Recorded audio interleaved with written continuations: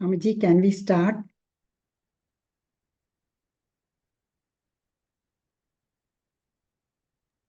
Yes, please do. Can start.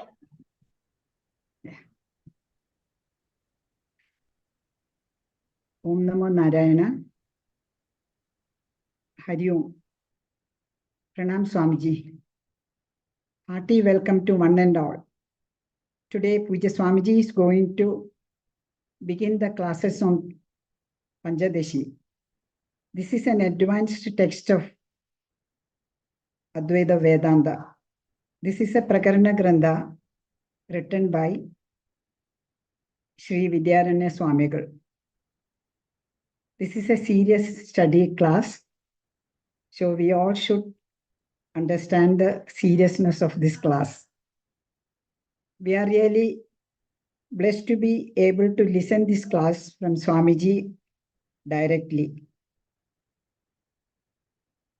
Let us all listen to Swamiji's words with Shraddha, devotion, and Shiva Sankalpa.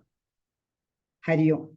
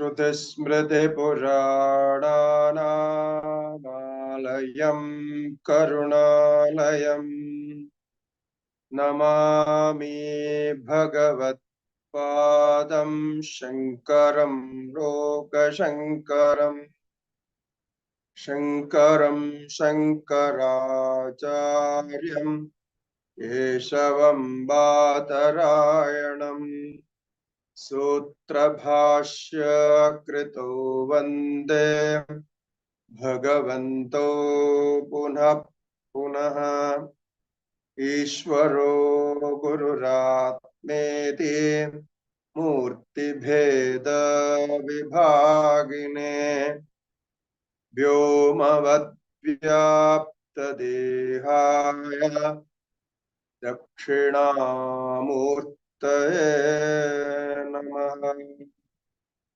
Shri Dakshinamurtaye Namaha Shri Gurubhyo Namaha Hari Om Om Namo Narayana to all.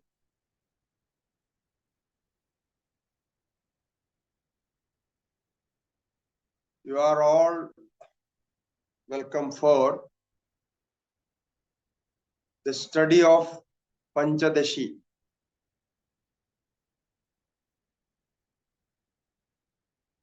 We had completed Tattva Bodha and Atma Bodha.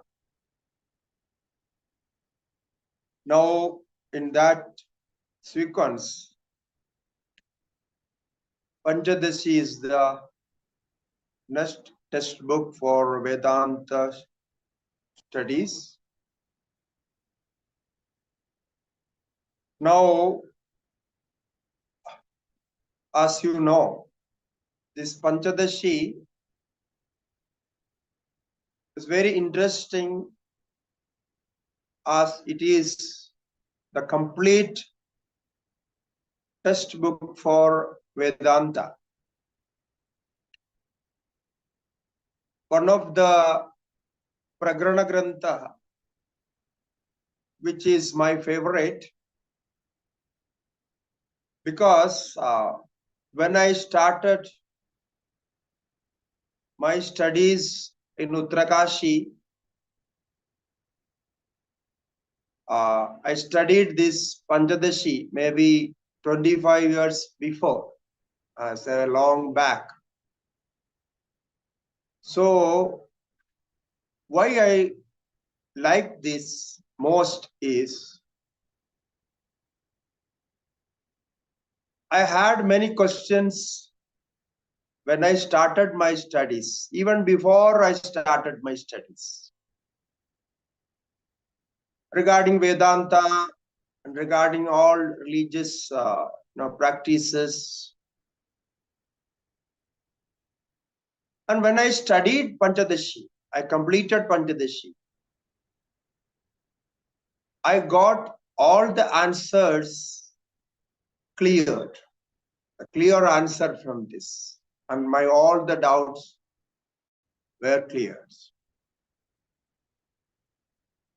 So since then, I think several times I have studied it, and I taught this in our Brahmavidya Peetham students.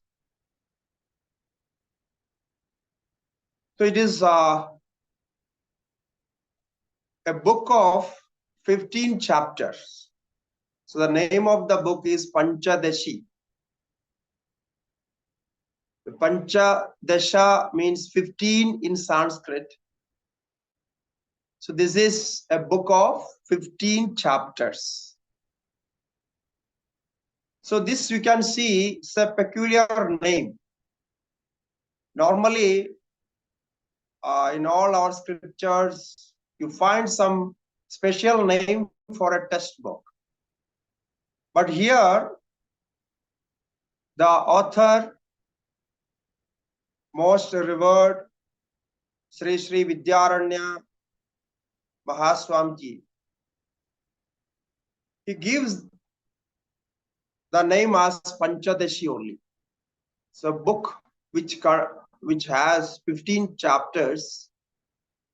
So all these 15 chapters are 15 Prakaranas. Prakarana means, it's a Sanskrit word for a topic which is discussed in a book. It's called Prakarana.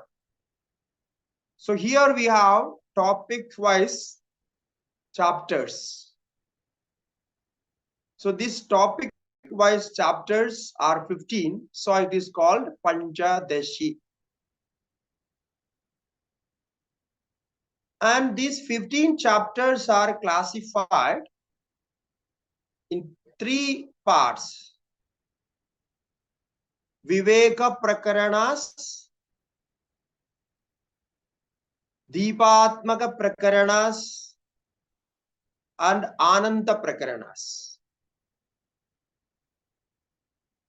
So it means 5 Prakaranas are designated Viveka Prakaranas. So where discrimination is the main subject. And the next 5 Prakaranas designated as Deepatmaka Prakarana, Deepa Prakarana. Chapters discussing on consciousness, light. And the third 5 Prakaranas, the third Prab, they are called Ananta Prakaranas, which are discussing about the nature of Brahman as bliss. So in these 3 classifications, Sat, Chit, and Ananta. So Sat as existence as Brahman, Chit consciousness, and Ananta, happiness. So it is well arranged, and this method is used as when we study a new textbook. One has to know the system established there. So in this Panchadasi, the system is established very well in a systematic way. So that is the beauty of this textbook. Therefore, all Vedantic students, they love this book, Panchadashi. Okay, so now we have 15 Prakaranas. You know how many shlokas are there? That we must know before studying.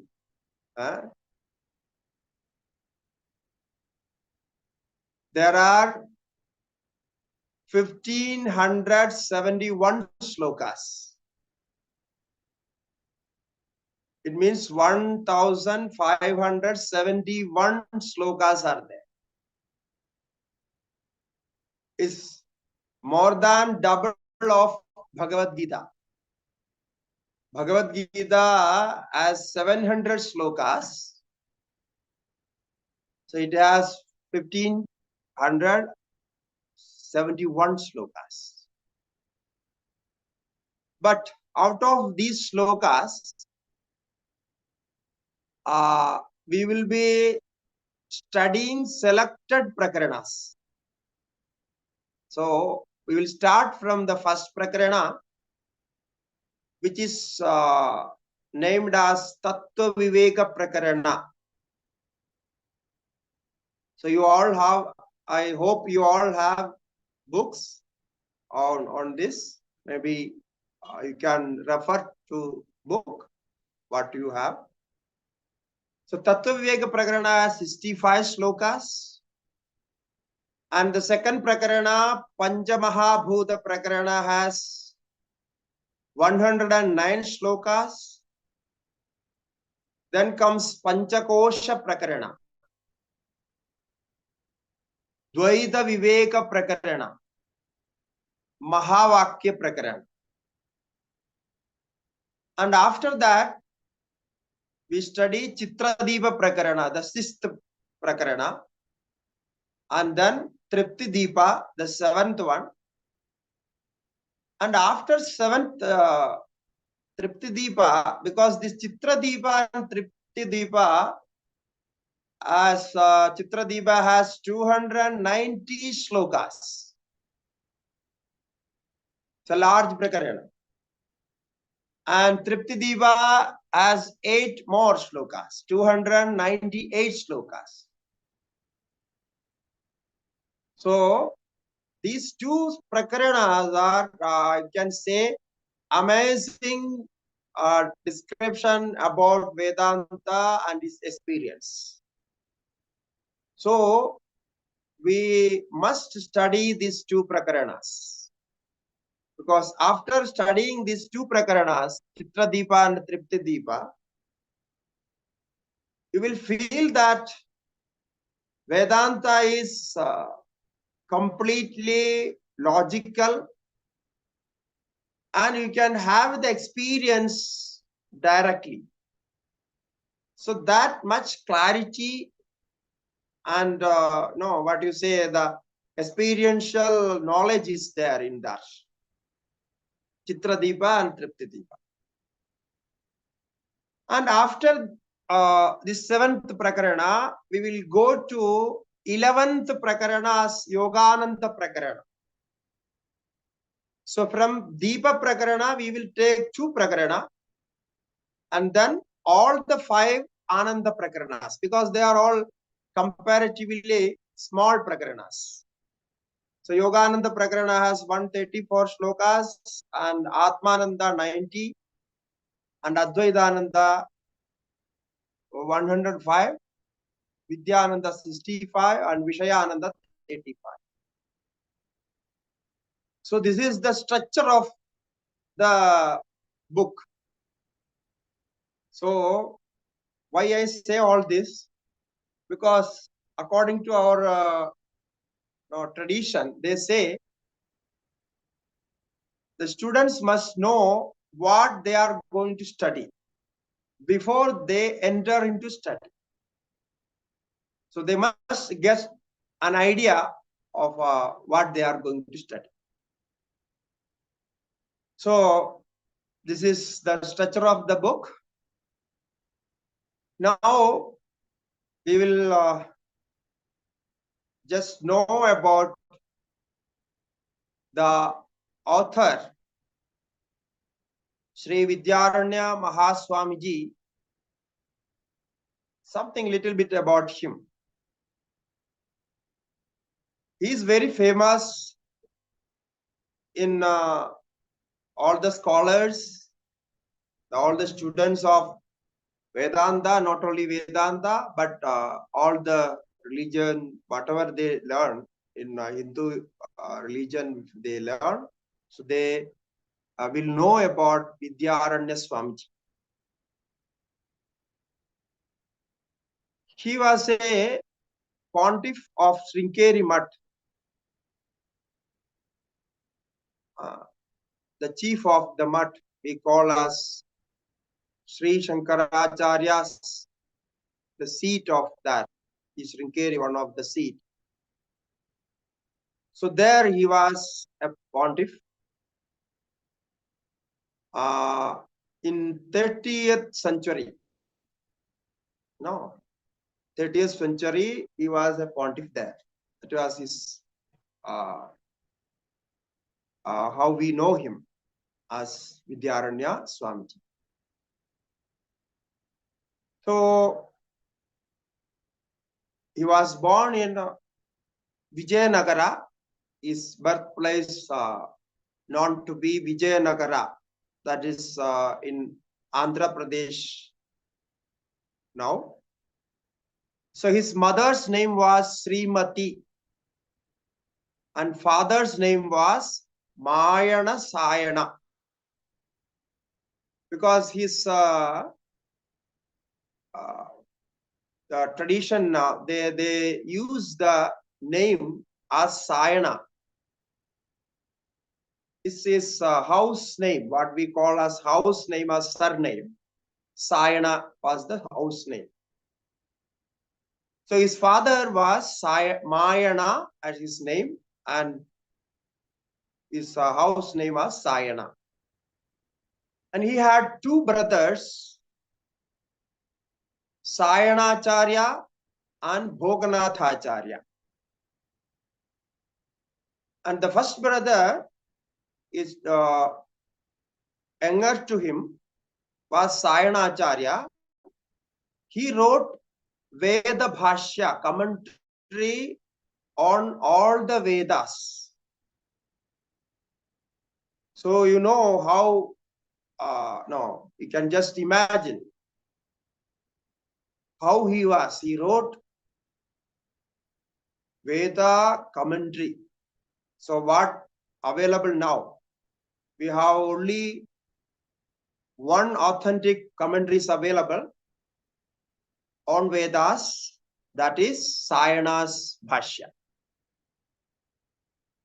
So they were his brothers, and he was from a Gotram called Bharadwaja, and his family was belonged to Yajurveda Shakha. So this is the background of Vidyaranya Mahaswamiji. And before entering to sannyasa, it means before taking the name of as Vidyaranya, he was a minister to Hakka and Bukka, the two twins kings of Vijayanagara. No, now we we can see the place as Hampi.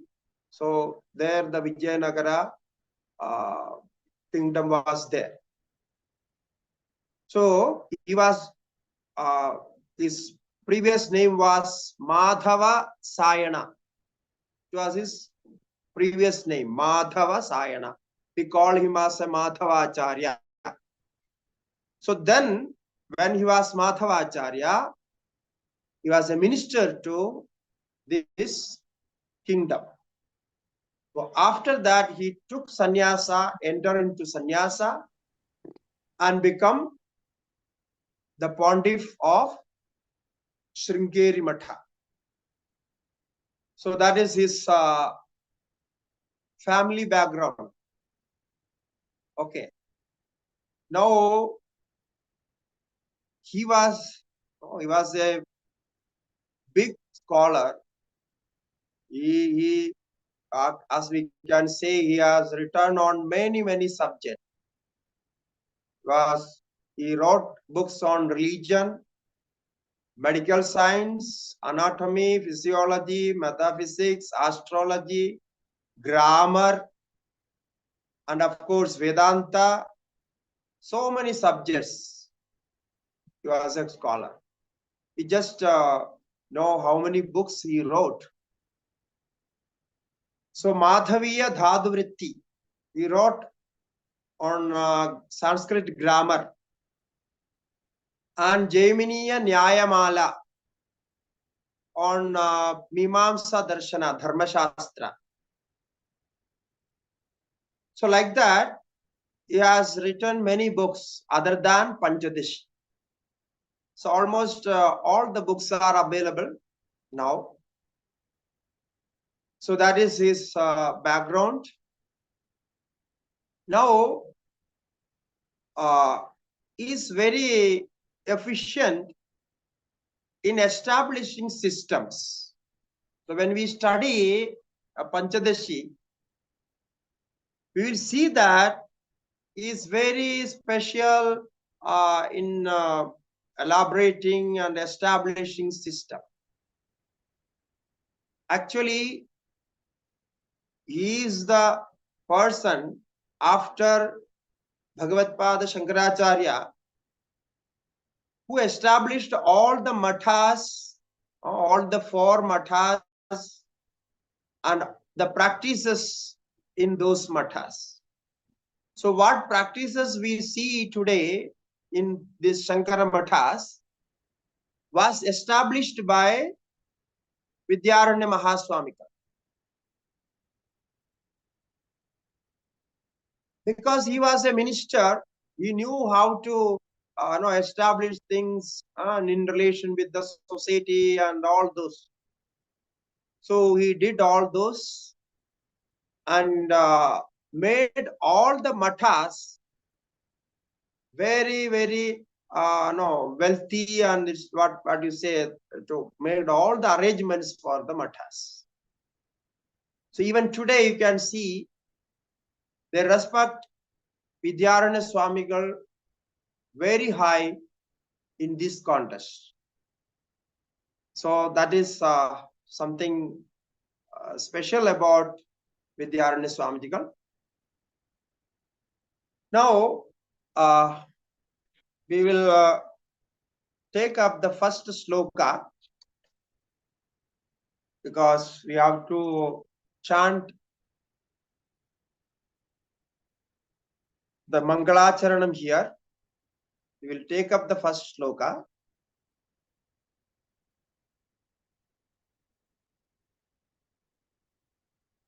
Prathamo Adhyayaha Tatva Vivekaha.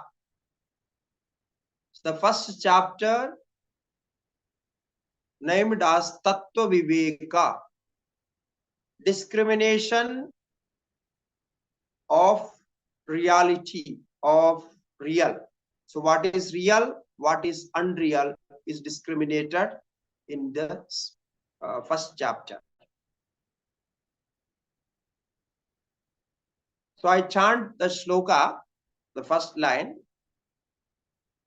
then you can repeat it.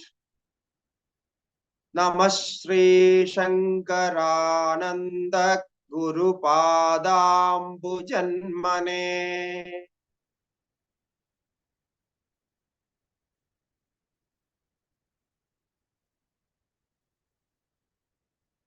Namah Shri Shankarananda Guru Padambu Janmane.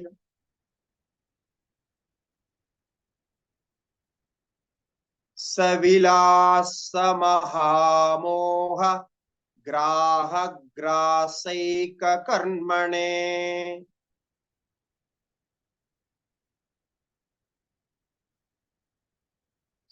Savilasa Mahamoha Graha Grasaika Karmane.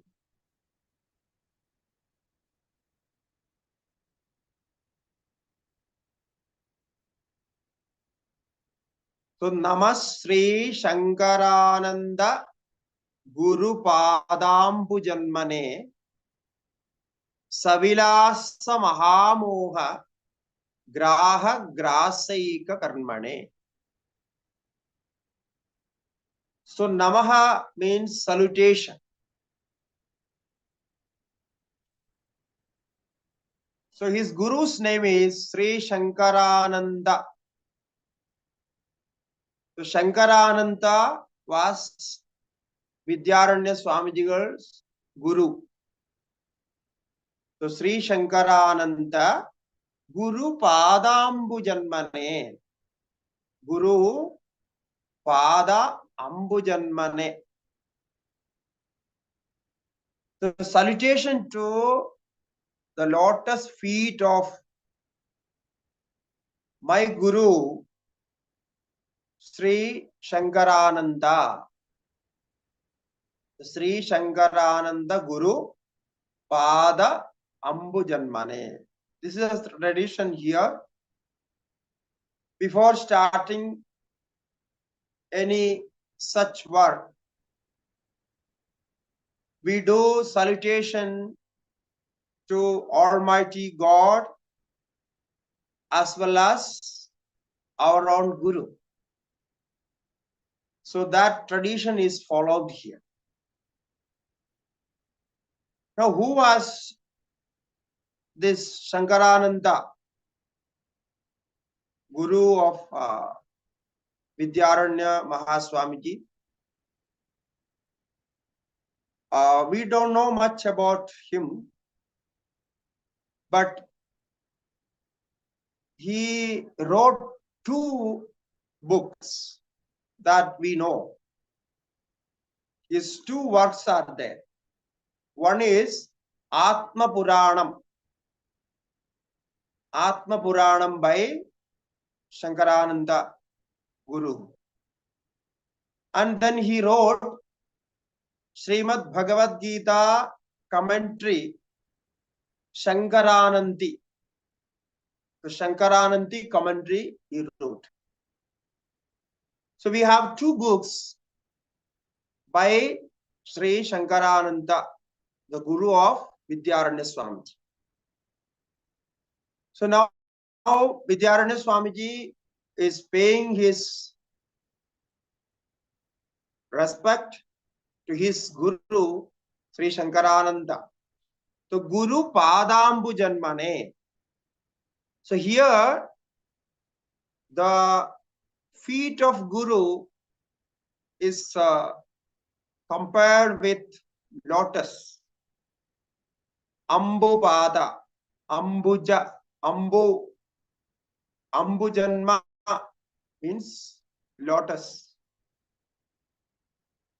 We know in Bharat, in India, we like this lotus very much, the flower lotus, because our national flower is also lotus. And you can see everywhere, even in this work, you can see many times the example and the comparison or all the of this lotus, the simile of this lotus.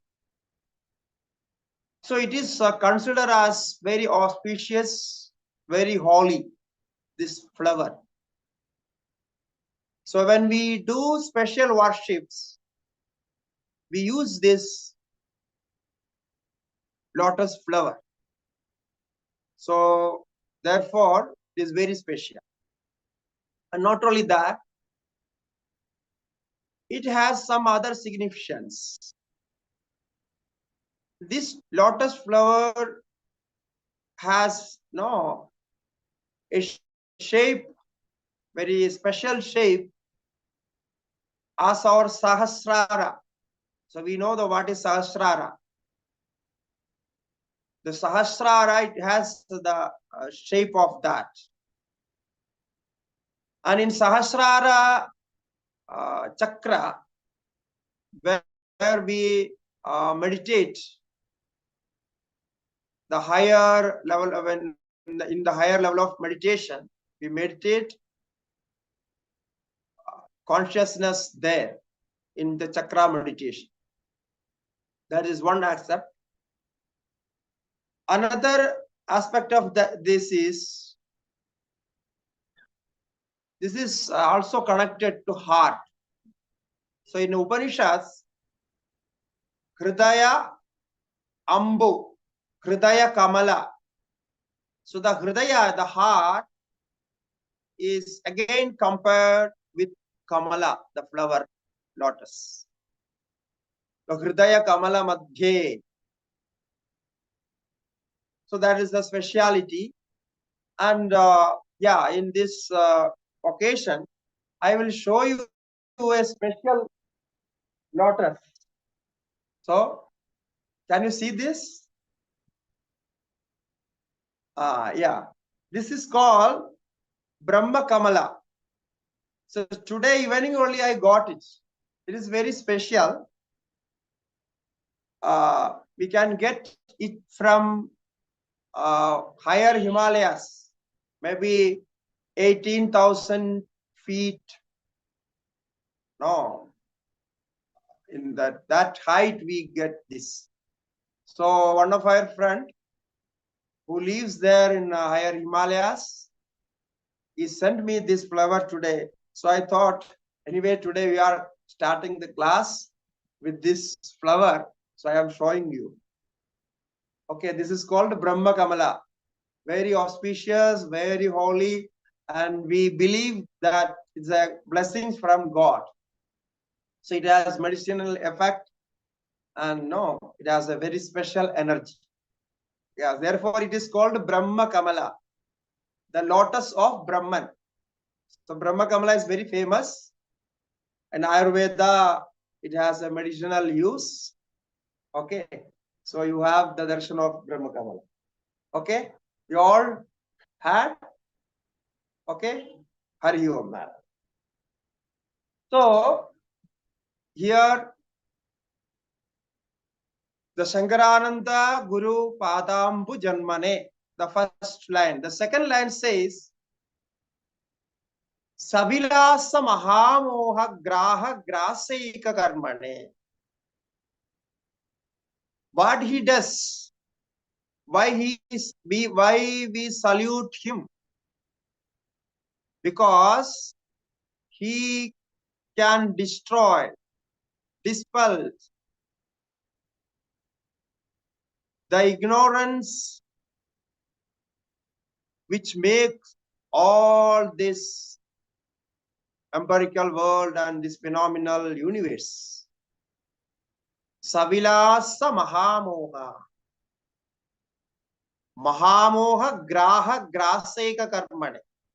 So this is Savilasa. Savilasa means the play of that ignorance, delusion and sorrow and all those problems. So he can remove all that. Once the ignorance is removed, the dance of ignorance, the play of ignorance is also destroyed. The Savilasa Mahamoha. Now, this delusion, Mahamoha, how it is Graha Grasaika Karmane. It is like a sark. This sark of ignorance. Graha means shark or crocodile. It's called Graha. And we are having all these pains and problems because of the ignorance. So once that ignorance is removed, we can enjoy our own nature as consciousness bliss. So therefore, our Guru, Sri Shankarananda, is helping us to enjoy that bliss. So therefore, I am saluting him by this way. So, Savilasa Mahamoha Graha Grasaika Karmane. So he has that poetry sense. So therefore, Savilasa Mahamoha Grasaika Karmane Sri Shankarananda Gurupadampu Janmane Namaha. So this way, the first sloka itself directly brings the experience of that consciousness. Now here, the name as Shankarananda, in that name, all that Brahma, Jnana, the nature of Brahman is also there. The Shankara means Sham Karoti iti Shankaraha, who gives us happiness, who can give us happiness, is called Shankaraha. Shang means happiness, bliss. So he is that. Who is that? Paramatma, the ultimate reality. When we know the ultimate reality, we get that happiness. Therefore, Shankara Ananta. So we can experience that. You see, when we experience our own nature, we may deny everything. People deny God, people deny other existence. We can deny everything. But we cannot deny our own consciousness. So here it shows the impossibility of denying the existence of consciousness. So when we we respect that we can't deny it, there the complete surrender, dedication comes.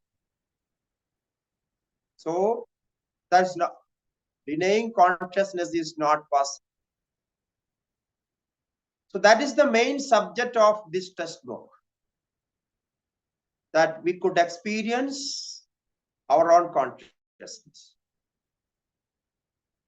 Sometimes we may doubt everything.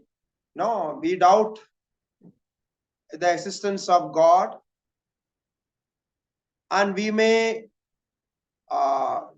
doubt our own existence. Means we may doubt what would happen to our existence after some time, after death, or these things, or we just think about that, and when we are unable to understand such things, we deny that.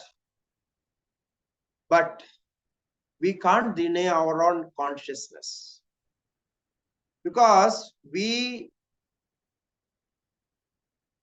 when we deny or doubt anything, the denying is also happening because of consciousness. So the consciousness is always there. We can deny all other things, but that denial is also in consciousness. So therefore, the experience of consciousness is the main subject of this textbook. So that is indicated here as the name Shankarananda Gurupadam Pujanmane. And when there is no ignorance and the effect of the ignorance, the play of the ignorance, delusion and all those, then you are free from that. So when we experience that, we experience our existence everywhere, all pervading. And before that, if we are unable to experience in this stage of ignorance, we feel sometimes we don't know what could happen to us. we are trying to experience something. We are trying to get happiness from all other objects. But there is something we are missing. We are unable to experience that. So this the completion of happiness or experience will come after this knowledge, the knowledge of Brahman, knowledge of consciousness. So we are denying ignorance, but that denial is also in consciousness. So Savilasa Mahamoha Graha Grasaika Karmane. So this refers to the nature of Brahman, Satchidananda, that Shankara Ananda Gurupadampu Janmane. So this is the Mangalacharana Sloka, invocation of Guru. So from here, we start the study of Panchadashi. And the next sloka is continued and connected with this first sloka. Tatpadamburuhadvandva seva nirmala chetasam.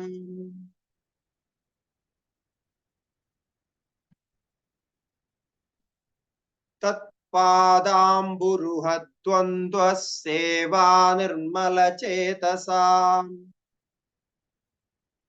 Sukhabodhaya tattvasya vivekoyam vidhiyate.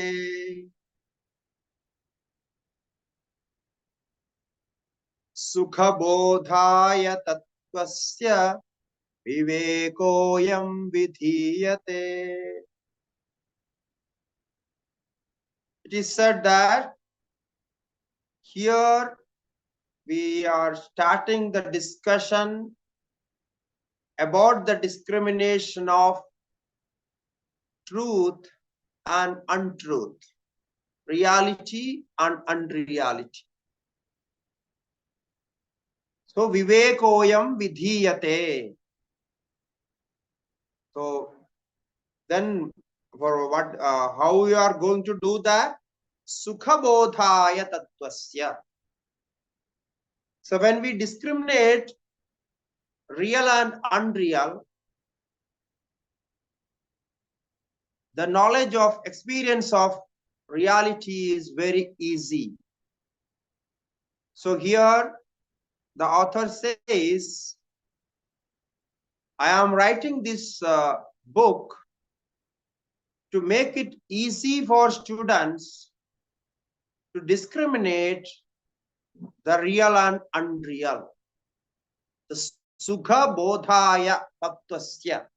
Tattvasya Sukha Bodhaya. Tattva means truth. The word meaning is Tattva means as it is. So what is real is called Tatva. So to know Tatva, to know the reality, we need a easy path. So I am trying to discuss that. Then the first sloka, first line, it says, Tat padamburuhad dvandva seva nirmala chetasam. To whom you are going to discuss this? Says the students, the seekers, whose hearts have been purified by the seva of dedicated service of Guru. There also it says the lotus feet of the Guru. So then only they will learn this, they can understand this. So purified all the desires, all the bad habits of mind, rajoguna, tamogunas, all the droves of desires, greed, and all those what we call as impurity of mind. So the purified mind has the eligibility to learn this. That is what he says. So I'm going to discuss this. So as I said, if mind is not purified by karma and all other sadhanas, then they will have so many doubts and problems. They don't know what to do because mind has many different thoughts, and sometimes they no, mind doesn't work like that. So if somebody wants to learn something very deep, so they have to concentrate on that subject with complete dedication. So that dedication comes after the practice of sadhanas, like we can say concentration and some karma yogas, japas, and like that. So otherwise, without that, when we sit to do something, some study like this, we may feel what we don't know what we are going to study. What is this? What we are what we are listening? We don't know what is happening with us. So there we feel we don't feel a connection there. Although this subject, the Vedanta is talking about our own self, our own existence. Since the mind is outside, it is catching outside objects as very important and constantly thinking about those objects. It cannot connect with the subject here. So therefore, this Sukha Bodhaya Tattvasya, someone wants to learn all these subjects, Vedanta and about the nature of Brahman. So they have to practice certain sadhanas. One of that is indicated here, the dedication towards Guru. Tat padambo ruhadvandva seva nirmala chedasa. So they got the chance to serve the Guru, dedicate to the Guru, and learn from that Guru. So therefore, Tat Padamburuhadvanda Seva Nirmala Chedasam Sukhabodhaya Tattvasya Vivekoyam Vidhiyat. In all our textbook, normally when we study philosophies, there they say all this, because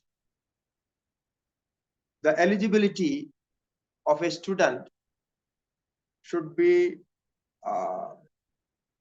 determined, or they must know what they are going to study and how they should study. So the purity and then the concentration and all this is necessary. So this is indicated as Adhikari Lakshana. So Adhikari Lakshana means the eligibility of the seeker. So how the seeker can understand this. Otherwise, what happens? We get some ideas bit by bit, and after a long time, we will connect all those and then understand. It will take little time. So we should have the patience to learn such textbooks. So this is what is indicated here. Now, as I said, sometimes what happens if we are not able to understand what is learned here, then we may think, oh, this subject is not it's not my cup of tea. Let me leave this. I don't understand anything. And sometimes we think, oh, this subject is not useful at all, because I am unable to understand, so I am not respecting the subject. It can happen, because our mind says what I know is correct. If I don't know, then that subject is not correct, or the learning is not correct. This is the tendency of mind. Therefore, Acharya says here, so we have to follow a system. The systematically we have to learn. So that system will be established here in this Panchadashi. So always remember, so after once you learn this, after once you listen to these lectures, try to read that again, contemplate on that. Now today we only just started with the invocation slokas. So from next section, we will continue with that subject of main subject. We will enter into that. So regarding this, one more thing I remember is, now as I said, the eligibility of the seeker. We see Vidyaranya Swami's life, the author of this textbook, Vidyaranya Swamiji. There is a story. He did Purascharana, many Purascharanas. Purascharana means the special or a mantra repetition. You can say to complete a specified number of mantras in a determined time, span of time. So that is called Purascharana. So each mantra has like lakhs of repetitions. So it is done in a particular with some special rituals, and they repeat it for maybe for years, sometimes months and years like that. So that is called Purascharana. It's a special sadhana in regard with tapasya, what we call special sadhana. So he did that for many years.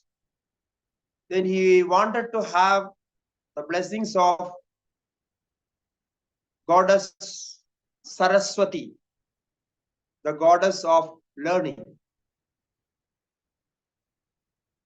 And yeah, with that, he asked for some wealth also, because he was from a family of learners. So they were not having enough wealth. So after many years of sadhana, the goddess appeared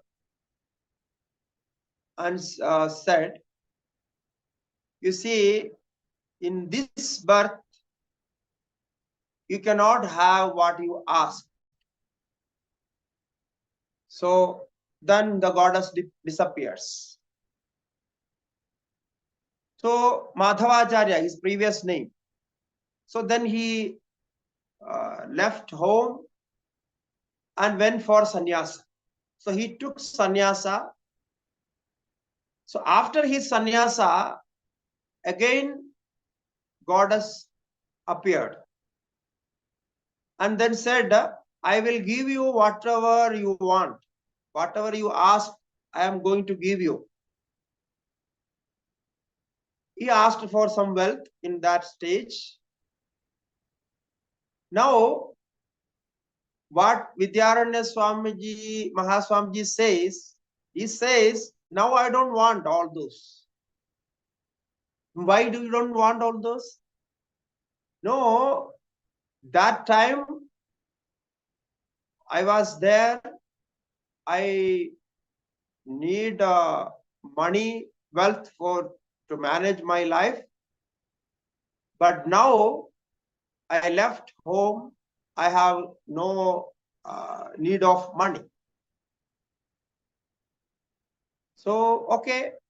Then he asked, no, when you appeared before, you said that you will not have wealth and all this what you asked in this birth.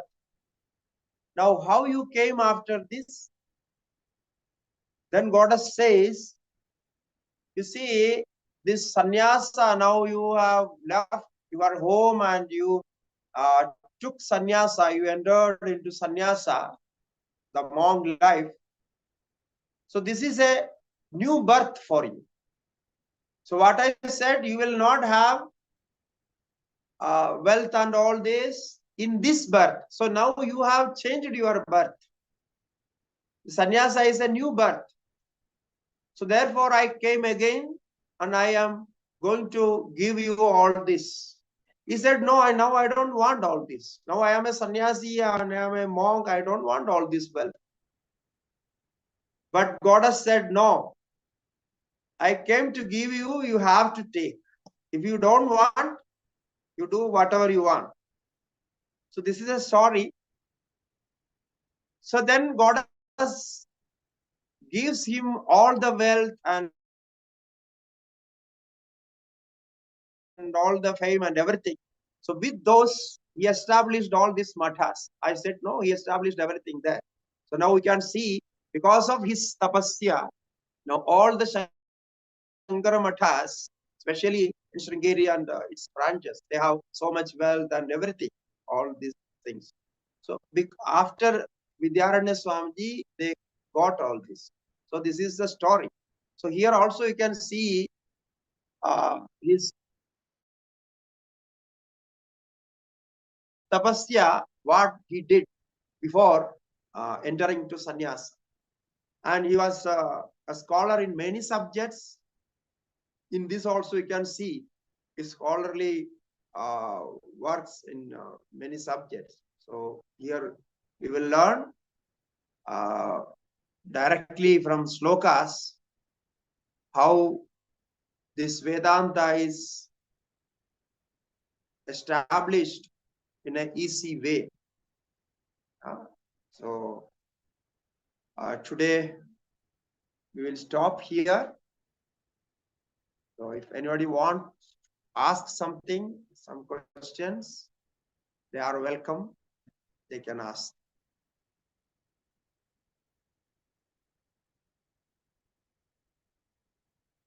Hari Om.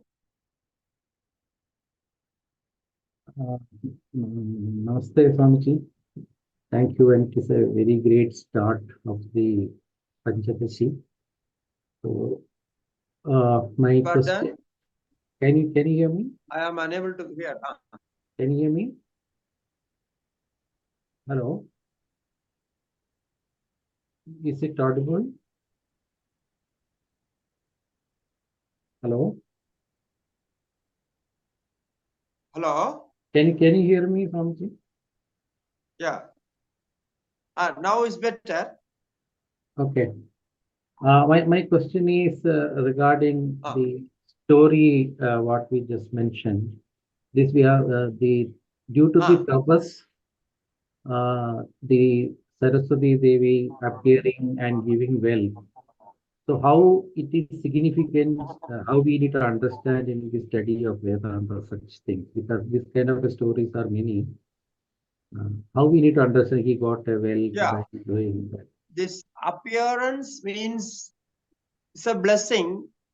It may not be in the form or what we see in front of some lady standing like that. It may not be like that, but always when we experience such things, that feeling will be there. So like a dream, when you see a dream, you see many objects there. So similarly it happens. So in our Yoga Shastra and in our all other Shastras, this experience is described. So it is a special experience because after doing these meditations for a long time, mind get into that trance, that stage. So there they experience this. It is similar to dream, but it is not dream. So there the form appears. Actually, the god and goddesses, they don't have a very peculiar form. In each sadhana it differs. So we make some forms, but that form is only an appearance.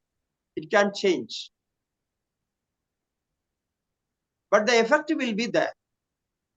So now the blessings of goddess Saraswati, we can say that is our knowledge. So if one gets such special knowledges, so he has the blessings of Saraswati. Similarly with the wealth, the goddess of wealth is Lakshmi. If the goddess blessing, if there, then he can get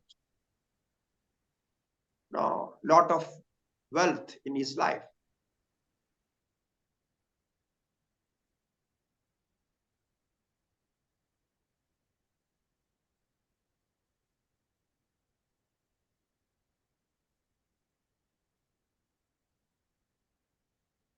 Anyone else want to ask question?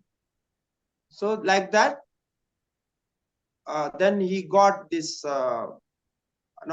blessings from goddess Lakshmi.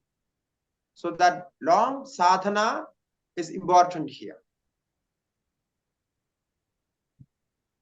So it is the wealth what is getting is not a material transfer, rather he gets the ability to make that money. That's how it is in the transform. Oh, I'm not getting you. Your sound is not clear.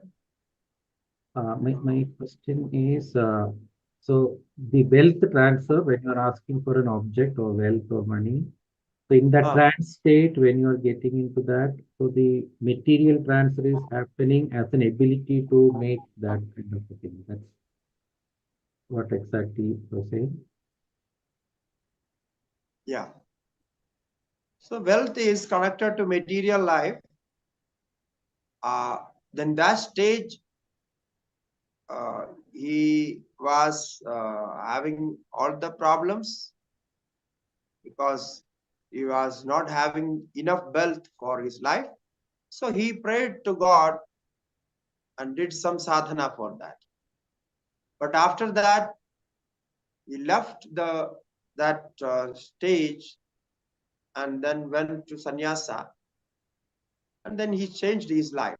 So all this happened. That is the story says that. Okay.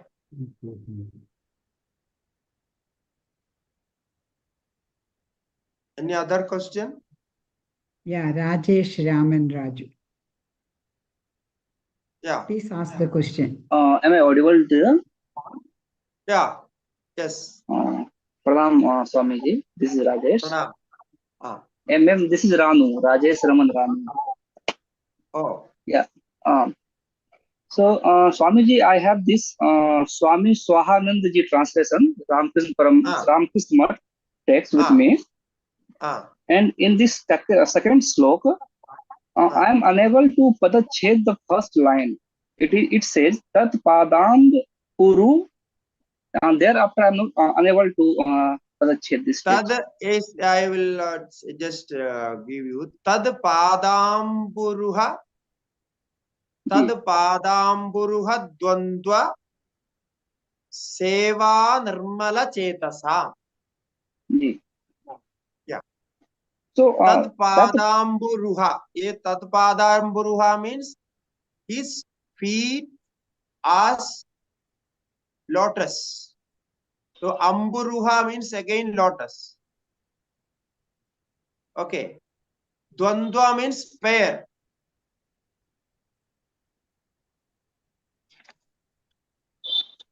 Pair of lotus feet of the teacher.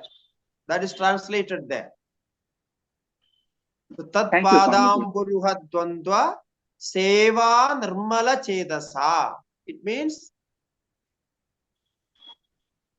those who have performed a good service to the lotus feet of their gurus. So this is what is that the translation of first line.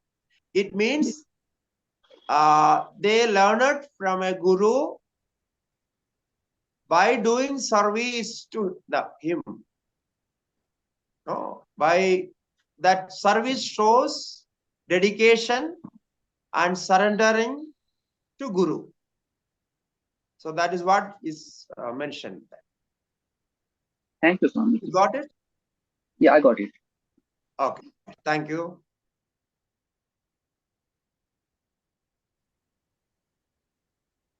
Anyone else want to ask question? Yeah, Namaskar Swamiji. Hariyo. Hariyo. Yeah, the Panchadasi was a good introduction, and with your blessings, we hope to realize it. Now, the question, you had said that even though individuals may deny the existence of God or anything, but in this case, we cannot deny the existence of the self.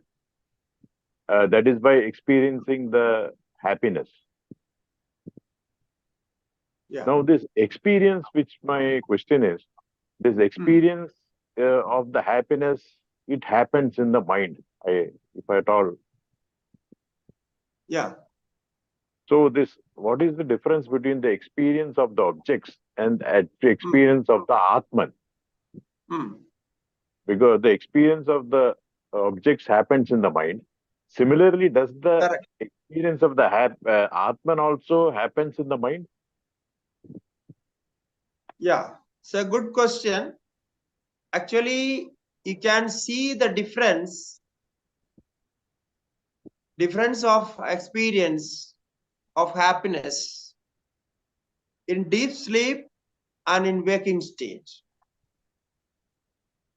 So waking state, as you said, is correct. By the objects, we have the experience. When objects are there in the mind, mind has the experience. Mind remembers all those objects and mind experiences. But in deep sleep, as we know, there are no objects as such. And mind is also sleeping. It means there is no thought process. We have to say the mind is sleeping. So, when mind sleeps there, we experience something good. Good means we are experiencing that bliss there. We are relaxed. Okay, now from where this comes, where this happiness comes, this must be the source of this happiness must be self-owned, because body is sleeping and body cannot give that happiness there. And mind is also sleeping. So mind is not bringing any objects there for happiness. So now from where it comes? So this way we separate the happiness of objects and this happiness of Atma.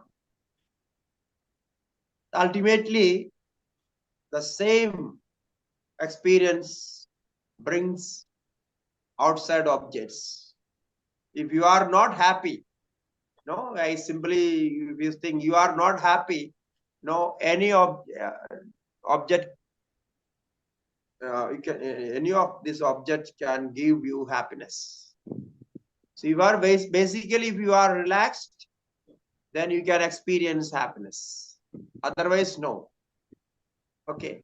So therefore, the same experience of happiness is there within Atma.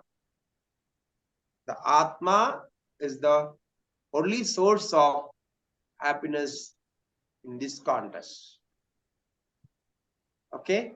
So this we will learn. We have 5 chapters separate for this Ananda Prakaranam. So there the last chapter is called Vishayananda. The Vishaya means object. So how you experience happiness from objects, that will be discussed there. Okay? Okay, thanks, Swamiji. Hari. Okay, Hari.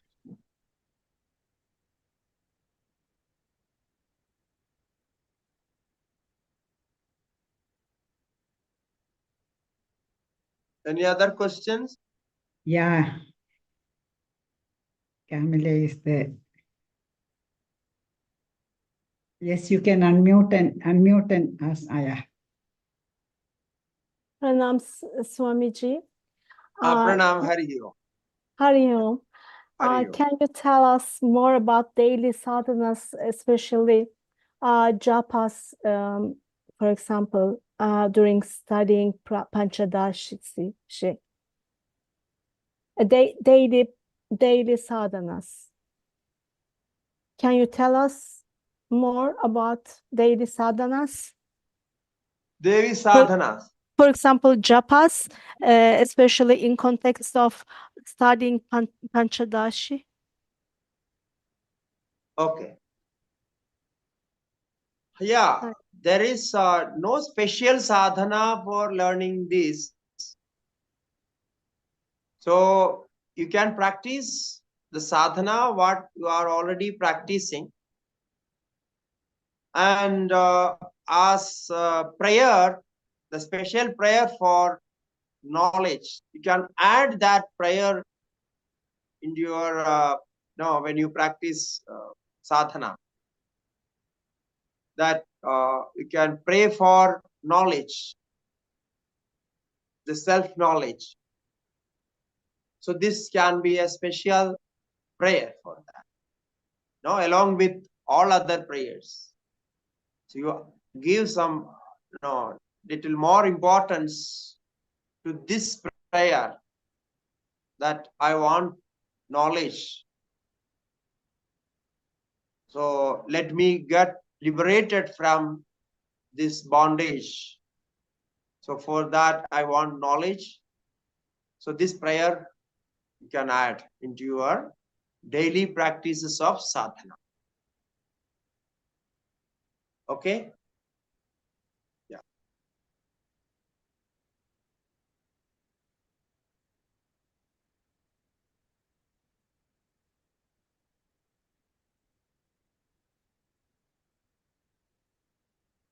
Anyone else wanted to ask?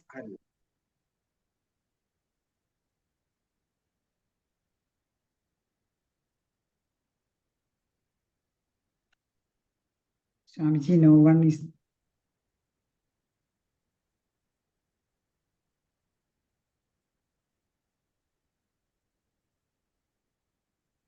Hari Om. Yeah, Maharaj, I have a question, Maharaj. We say experience consciousness. Who will experience this consciousness? Because that has to be somebody else other than the consciousness. So without consciousness, how? Yeah, you are asking that who will experience consciousness, no? Yes, Maharaj. Ji, Maharaj. Okay, okay.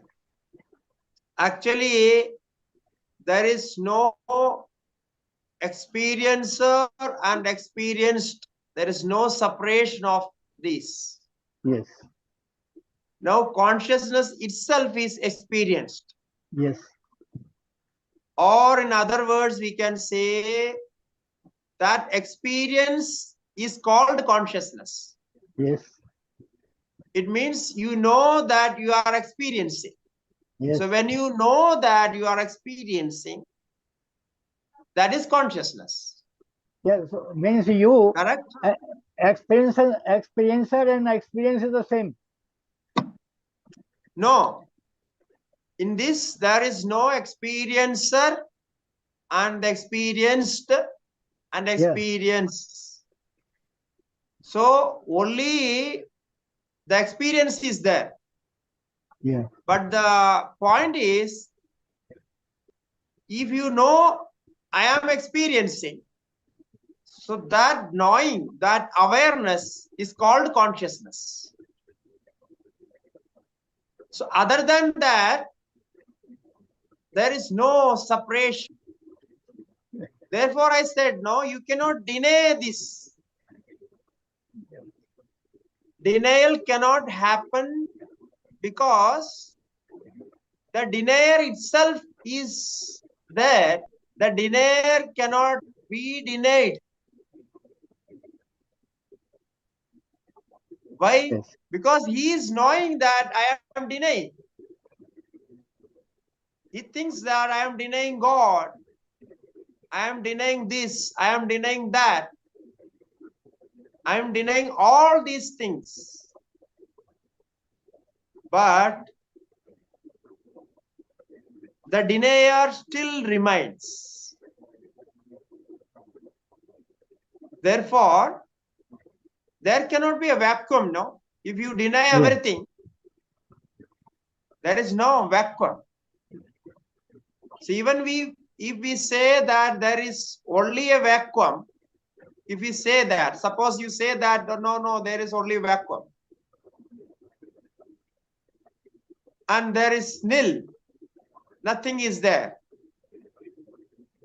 And there is consciousness that affirms that there is nothing. Only the consciousness can say there is nil. If there is no consciousness, who will affirm that there is nil? Yeah. Correct? You got it? Yes, yes. So means therefore, there cannot be, even in this denial, the consciousness is still there, so it cannot be denied.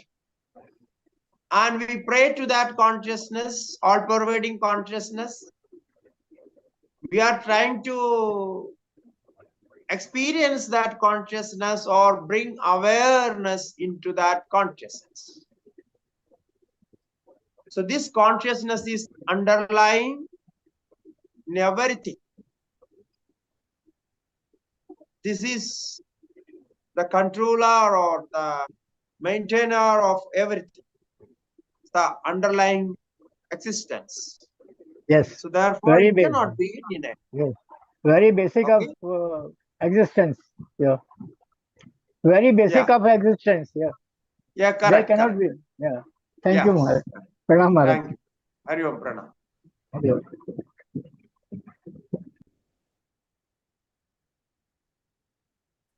Namaskaram, Swamiji. Ah. Can you hear me? Yes. Yeah. Thank you for the lovely introduction and really loved hearing what you said today. But I just got one simple question. Should I read the text before attending the class, the shloka, or after attending the class? Because my own this thing is, if I listen to then read, it may become little more easy for me to understand. Yeah, actually, both way you can do.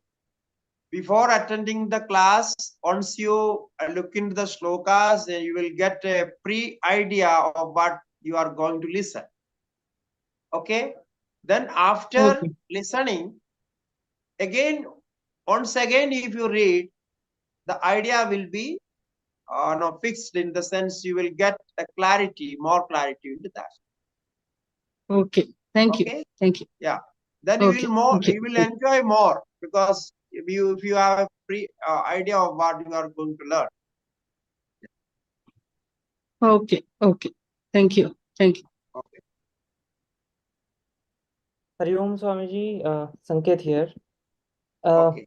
I have a question regarding Adhikari.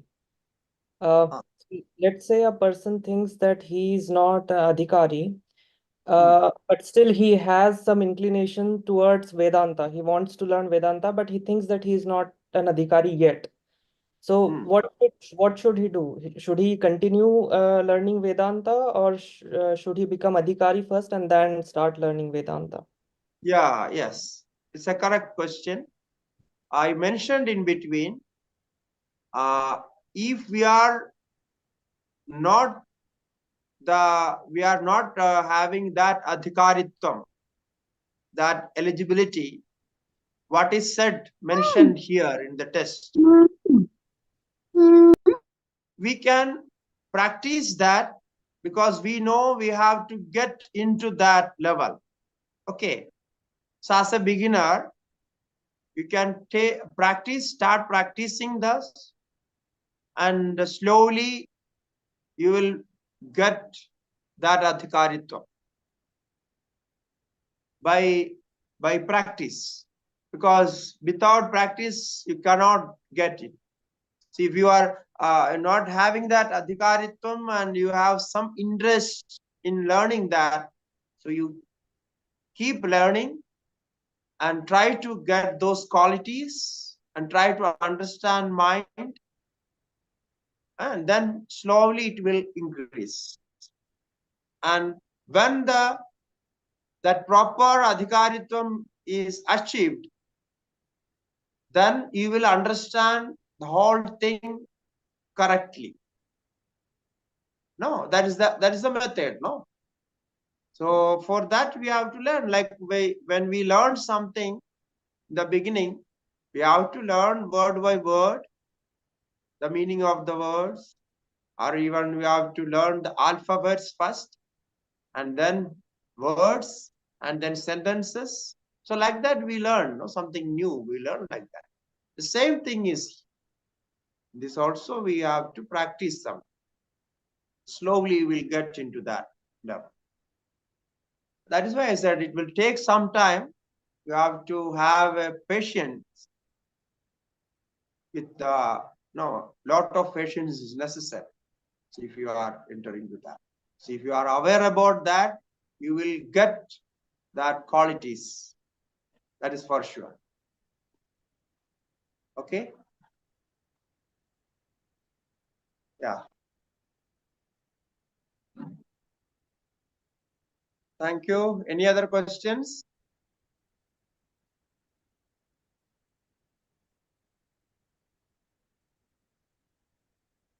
So we conclude today's session.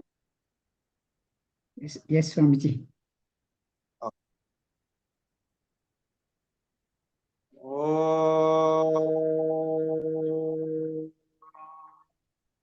Purnamada Purnamidam Purnat Purnamudashyate Purnasya Purnamadaya Purnameva Vasishyate. Om Shanti Shanti Shanti. Shri Gurubhyo Namaha. Hari Om. Hari Om. Namo Narayan. Namo Narayan.